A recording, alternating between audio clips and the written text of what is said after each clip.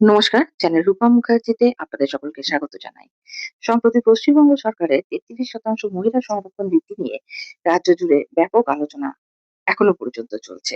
অনেক চাকরি প্রার্থী এই সিদ্ধান্ত স্বাগত জানালেও আবার অনেক সাধারণ প্রার্থী কিন্তু এর সাথে উদ্বেগ প্রকাশ করেছেন।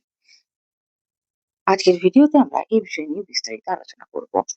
অনেকেই ফেসবুক, ইউটিউব বা অন্যান্য সোশ্যাল মিডিয়ায় নিজেদের মতামত জানাচ্ছেন। মতামত প্রকাশ অবশ্যই গণতান্ত্রিক অধিকার, তবে মনে রাখতে হবে সরকার সামাজিক মাধ্যমে নয়, আইন ও নীতির মাধ্যমে সিদ্ধান্ত গ্রহণ করে। সেই নীতি তৈরি হয় প্রশাসনিক ও আইনসভাগত প্রক্রিয়ার মাধ্যমে। তাই কোনো নীতি নিয়ে আপত্তি থাকলে স্থানীয় বিধায়ক, জনপ্রতিনিধি বা সংশ্লিষ্ট দপ্তরের কাছে লিখিতভাবে দাবি জানানো তুলনামূলকভাবে বেশি কার্যকর হতে পারে।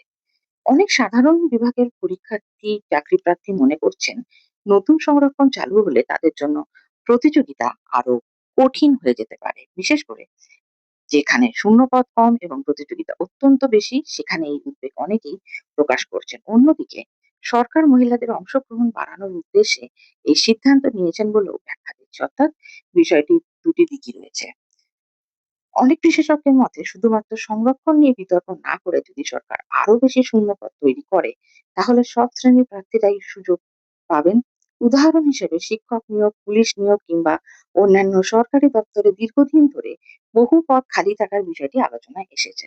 যদি নিয়োগের সংখ্যা বৃদ্ধি করা যায়, তাহলে সংরক্ষণ থাকলেও সাধারণ প্রার্থীদের সুযোগ তুলনামূলকভাবে বাড়বে।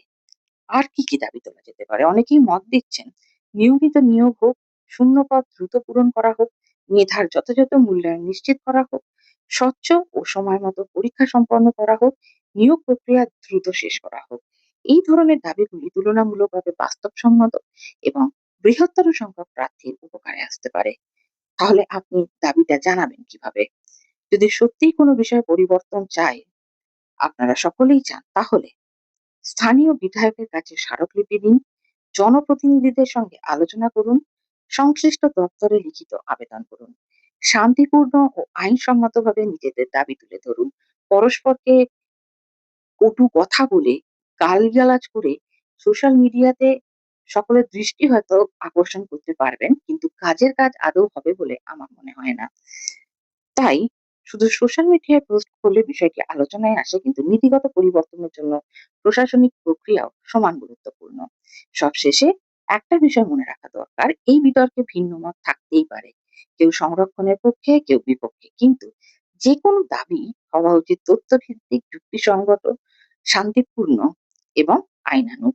আপনাদের মতে সরকার কি করলে সাধারণ প্রার্থী এবং মহিলারা উভয় পক্ষের স্বার্থ রক্ষা করা সম্ভব?